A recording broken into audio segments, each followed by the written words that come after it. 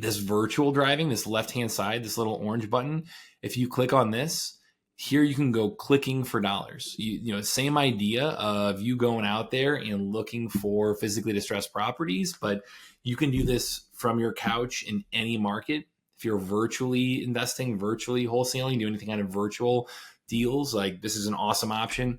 If you have a virtual assistant, great, use this option. If you don't have a car, if you can't get out during the day to go drive, like there's a million reasons why this virtual option could be helpful.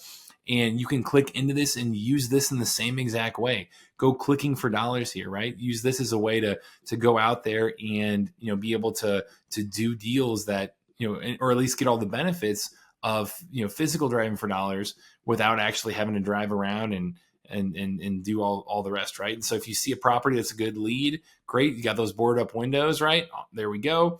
Tap add lead. It will pin that property and then you keep going.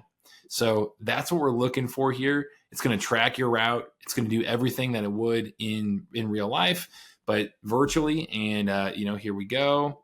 There's that route. Perfect. Just drove this on McNair and, you know, same idea and benefits, just another awesome alternative on how to take this to the next level. So virtual driving for dollars, great option.